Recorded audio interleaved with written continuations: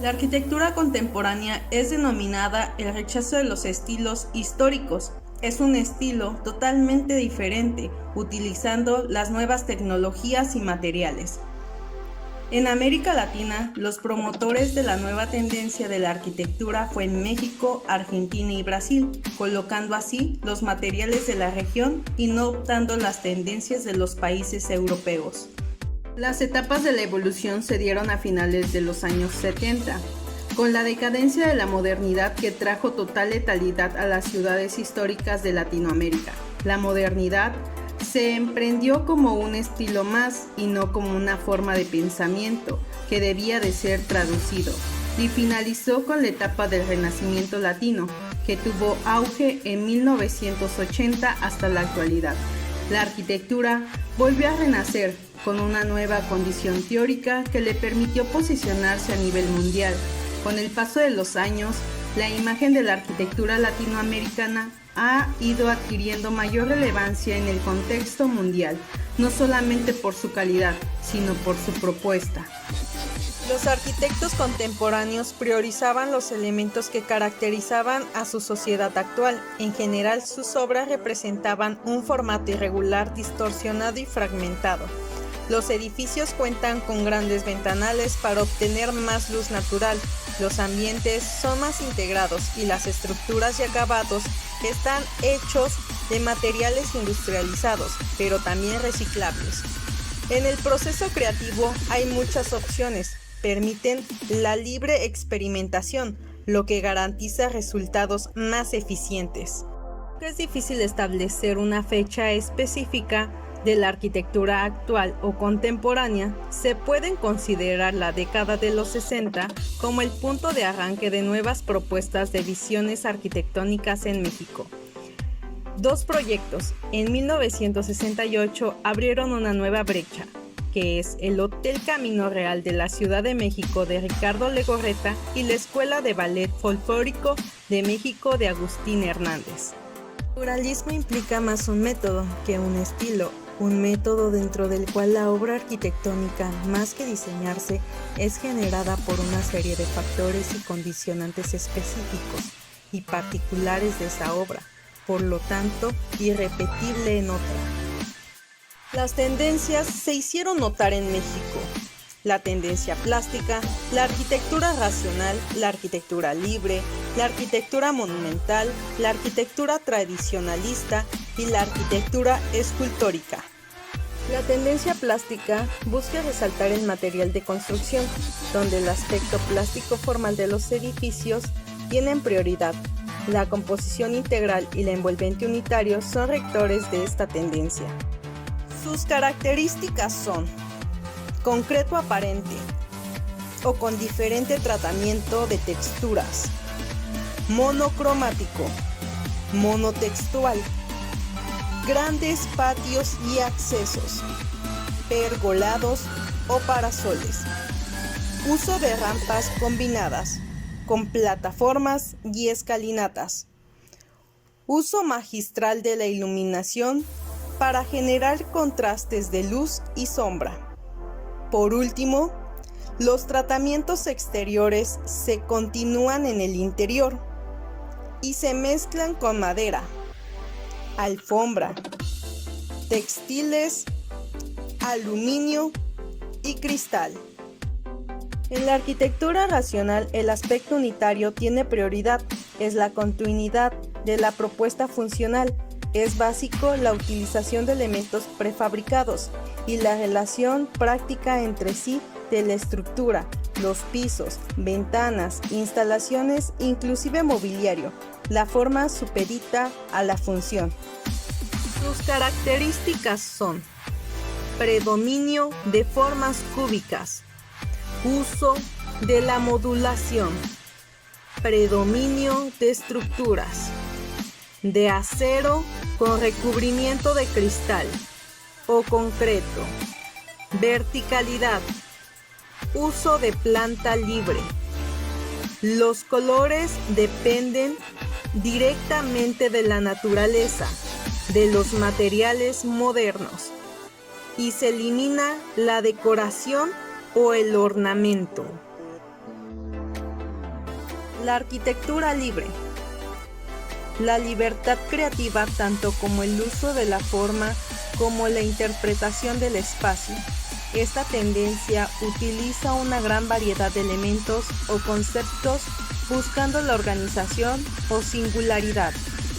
Sus características son: depende de cada visión, pero es representativo el uso de formas complejas, el alarde estructural y técnico, la gran variedad de materiales, colores y texturas, la combinación de diversos elementos. La arquitectura monumental, considerada por su grandiosidad y majestuosidad, el espacio externo del edificio cobra una gran importancia paralela o mayor a la del mismo edificio. El tamaño colosal se convierte en fuerza expresiva y la monumentabilidad se transforma en un símbolo. En sus características tenemos: todo se exagera, se hacen grandes escalinatas, rampas, patios, accesos, ventanales, explanadas, naves y cuerpos. Se realizan enormes volúmenes masivos, intercalados con gigantes patios. Además, las edificaciones están envueltos en colosales atrios o explanadas. Los materiales principales son concreto, piedra, mármol y acabados metálicos. La arquitectura tradicionalista, fundamentada en un conocimiento profundo de nuestro pasado histórico, considera que los valores culturales y sociales deben reflejarse en la arquitectura con un toque de modernidad. No busca la copia, sino la inspiración conceptual o la abstracción simbólica, basada en la arquitectura peculiar de la provincia mexicana. Sus características son: alturas y espacios de noble dimensión, la simplicidad de los materiales, acabados y técnicas de construcción. El uso del color y la luz son importantes, así como el predominio de volúmenes masivos y sólidos. Los patios son otro elemento significativo. Los vanos son modulares con ritmo, cuadrados o alargados rectangulares. La arquitectura escultórica se guía de la forma y la composición de los volúmenes, convirtiendo al edificio en verdaderas esculturas arquitectónicas. El simbolismo, la atracción y la expresión son elementos rectores.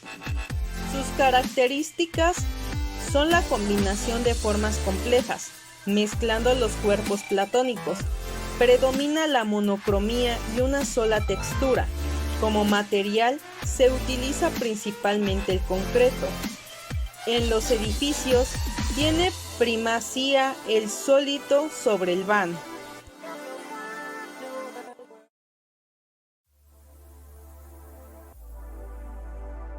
Oscar Niemeyer, arquitecto brasileño, es uno de los grandes artistas y creadores de la arquitectura contemporánea. Fue pionero en la exploración de las posibilidades constructivas y plásticas del concreto armado. A partir de los 30 años, Niemeyer se unió junto al arquitecto Lúcio Costa, desarrollando obras como Pabellón de Brasil en la Feria Mundial de Nueva York, Complejo de Pampulha, que en un año más tarde se inspiraría en la ciudad de Brasilia. Brasilia, realizado en 1956 bajo el gobierno de Juscelino Kubitschek, proyectado originalmente por el urbanista Lúcio Costa. La ciudad fue construida bajo la base de un avión o un ave que apunta al suroeste. Lúcio Costa buscó darle forma de cruz en uno de sus ejes ligeramente curviado para adaptarse al territorio. La ciudad se destaca por sus amplias avenidas, que encierran además de edificios públicos dos barrios, uno al norte y otro al sur, que son divididos en las llamadas supercuadras. Brasilia debía ser una ciudad que mirara al futuro y dejar atrás el legado colonial de las antiguas capitales. A finales de la década de los 50, Brasil construyó en plena meseta central su nueva capital, Brasilia. Lo hizo en apenas 3 años, una hazaña considerada colosal. Incorporó las ideas racionalistas y funcionalistas de la arquitectura moderna. 11 edificios residenciales de 6 pisos pensada exclusivamente para peatones. Pero, ¿cuál es la idea versus la realidad de Brasilia? Bueno, Brasilia es el resultado de un monumento en el que se pensaba que el diseño y el desarrollo de la ciudad podían controlarse. Es más, se pensaba que el control era bueno. Había tal fijación por controlar el tamaño de la urbe que no tomó en cuenta que los trabajadores que estaban construyendo serían los primeros residentes. Los urbanistas no contemplaron que los trabajadores se iban a asentar en Brasilia una vez terminadas las obras. Las rapidísimas construcciones de la ciudad significó que se tuvieran que hacer cambios importantes en las proyecciones hechas por Lúcio Costa. Con los años también se hizo evidente que algunos de los principios modernos aplicados a la nueva capital no eran tan buenos para la vida real como se había imaginado. Estos son algunos ejemplos. Mucho tráfico. La circulación se hizo difícil. En los años 50 pesaba la idea de que si no había cruces peatonales ni semáforos, no habría congestión. Además, el aumento de la población residente. Superbloques pocos y caros.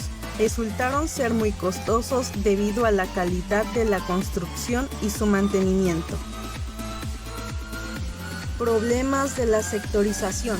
La división en sectores dificultaba la relación con los espacios públicos y llegaba a un punto que intentaban forzar a la gente de usar la ciudad de manera determinada.